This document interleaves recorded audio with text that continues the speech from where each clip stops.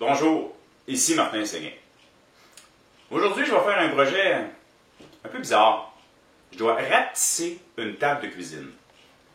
C'est une table qui fait 64 de long. Elle s'ouvre très grande, qu'il peut y avoir 2 panneaux dedans, ce qui fait qu'elle doit mesurer environ 100 pouces de long, pratiquement 3 mètres. Et là, la cliente veut la rapetisser. Donc, je dois couper environ 7 pouces sur chaque côté. 7 pouces, c'est 18 cm. Naturellement, je ne peux pas faire ça aux extrémités, avec les coins ronds, je ne vais pas tout leur faire, je vais couper au centre. Pour couper au centre, pour en enlever, ben, je dois tout démonter le dessous, c'est pour ça qu'elle est à l'envers. Il n'y a rien de collé. Donc, je vais marquer mes pièces pour être sûr de les remettre au même endroit. Et je vais ensuite toutes les démonter. Par la suite, étant donné qu'il n'y aura plus rien sur la surface, je vais pouvoir passer au bâti et le couper.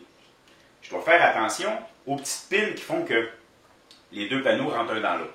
Ils doivent absolument être au même endroit. Je ne peux pas les faire n'importe où, car les panneaux que je n'ai pas, eux, les pins sont déjà au bon endroit. Donc, il faut que je m'assure de les refaire au même endroit. Je démonte tout ça. Bon, ben, vous connaissez Murphy? Il s'est invité dans mon atelier. Petite surprise en démontant. Bon, j'avais 2 morceaux de collés. Là, je vais les défaire, je vais en faire d'autres. J'étais obligé d'en faire d'autres. Mais je pensais pouvoir couper le morceau à l'intérieur qui fait que quand on étire la table, ça suit. Malheureusement, il y a un petit morceau de métal sur le bout. Puis ben, c'est touché de le défaire et de le réinstaller, puis j'ai peur aux conséquences. Ce qui fait que je viens de reparler avec la cliente, et au lieu d'enlever 7 pouces de chaque côté, je vais en enlever 6, ce qui fait que je vais être capable de ne pas toucher à mon système de glissière. C'est pas mal tout démonté. Maintenant, ben, on va pouvoir couper.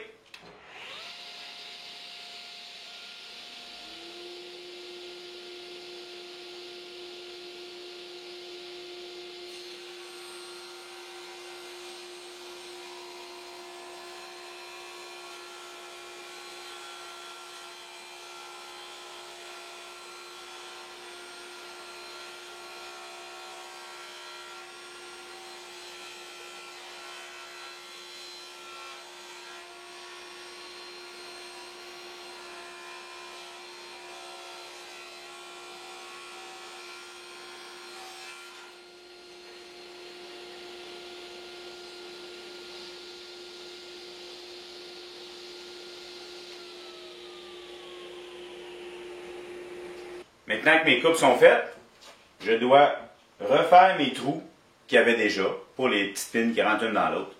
Donc, je mets la vieille pièce par-dessus, je m'assure à ce que ce soit bien aligné, je marque et maintenant je vais percer.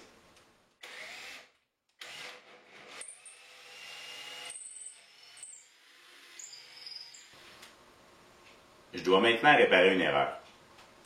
J'ai fait les trous dans la table pour y mettre les petites pins, pour que quand les 2 tables se collent ensemble, que ce soit solide. Je les ai fait au bon endroit, mais j'ai oublié de valider et de m'assurer à ce que la hauteur était parfaite. Ce qui fait que quand j'ai mis la table ensemble, j'avais un côté qui était correct et de l'autre côté, que la table n'arrivait pas vis-à-vis. Et c'est là que j'ai réalisé qu'il y a aussi des panneaux pour cette table-là. Et les trous, c'est pas moi qui ai fait. Donc, il faut vraiment que j'arrive au même endroit que les anciens trous. En comparant, j'ai réalisé que dans l'ancien morceau, les trous sont à 3 mm de la hauteur, et moi, je les ai fait 5-6 mm. Oui, les 2 morceaux peuvent arriver flush, mais quand je vais mettre un panneau, bien, il va être soit trop haut ou soit trop bas par rapport au restant de la table. Pas beau. Donc, je répare mon erreur. Je vais me fabriquer des petits goujons en érable, parce que c'est une table en érable. J'aurais pu les faire dans un bois plus mou, mais j'ai peur de ne pas être capable de percer au bon endroit. Si c'est plus mou quand je bouche le trou, ben. Bref, je vais me faire des petits goujons que je vais venir remplir mes trous, les coller en place et refaire mes trous plus haut. Je fais ça au tour à bout.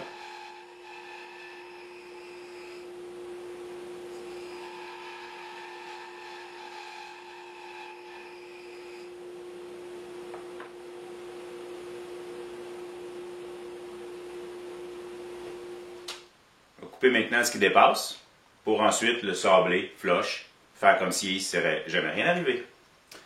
J'utilise une petite scie. J'ai juste le terme anglais, là, flush cutting. C'est qu'il y a un des deux côtés qui est plus lisse que l'autre, qui fait que quand on coupe, bien, on peut couper flush et ça n'endommage pas le côté de la planche qu'on coupe. Mais ça permet de moins sabler.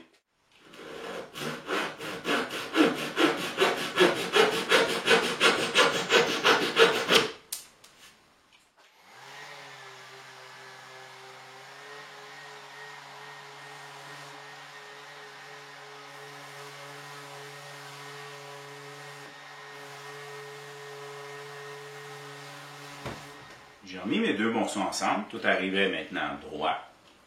Et j'ai remonté la base de la table. Pour les extrémités, il n'y avait aucun problème, on vit ça dans les mêmes trous. Ici, de chaque côté, je devais les couper et leur enlever environ 6 pouces, une quinzaine de centimètres pour arriver à la bonne longueur. Les trous étaient déjà là, ça fonctionnait bien. Par contre, le mécanisme d'ouverture, lui, ce qui se produit, étant donné qu'on a fermé un peu, ben, ça n'arrive plus au même endroit. Les trous ne sont plus les mêmes. Je ne peux pas me permettre de rentrer ces grosses vis-là en y allant, en vissant. Ça va fendre la table probablement. Je dois donc pré-percer mes trous. Bon, pour savoir où est-ce qu'ils vont, c'est quand même profond ça ici, là, je ne peux pas passer un crayon. Donc, ce que j'ai fait, j'ai mis mes vis dedans. Chacun d'entre eux a sa vis. J'ai réduit la puissance de ma perceuse et je vais visser. La tête de vis va rentrer dans la table, mais très peu profond, parce qu'ici, il est faible. Fait que ça va faire un trou. Voilà. Je les passe toutes.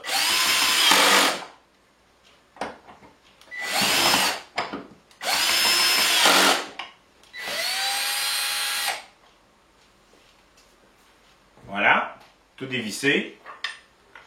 J'ai mon indice partout où je dois pré-percer. À l'origine, quand je l'ai défaite hier, il y avait des petits blocs taillés en angle, en triangle, de côté, pour tenir les tracs plus solides. Ce qui fait que je me suis refait des blocs en érable, en fait avec mes restants ici. Je les ai collés ensemble, et là je vais les tailler en 45 pour faire la même chose. Le danger d'une coupe en angle, c'est l'angle. Ça a l'air niaiseux à dire, mais c'est vrai. Étant donné qu'un kickback se passe toujours entre la lame et le guide, lorsqu'on fait une coupe en angle, ben ça ne fait qu'empirer les choses. Donc j'ai deux choix. Je peux le passer ici en tenant bien mon bloc, comme ceci. Ou, ben en fait, là, ce qui se passe, c'est que je dois absolument tenir mon bloc qui est coincé à l'intérieur de ma lame. Ou j'ai le choix de mettre ma lame de l'autre côté et ainsi couper, en fait, le bloc à peu près au même endroit et que ce qui ne sera pas touché va s'en aller vers la droite. Mais j'ai quand même un assez gros trou ici. Ce qui fait que quand je vais mettre mon guide de l'autre bord, je vais m'accoter, à cause que j'ai pas de plaque zéro clairance avec un angle dedans comme ça, bien, je ne serai pas supporté. Puis mon bloc de bois va être porté à descendre dans le trou. C'est pas mieux, c'est pas plus sécuritaire. Donc, je vais y aller de ce côté-là, en ayant une bonne prise sur mon bloc.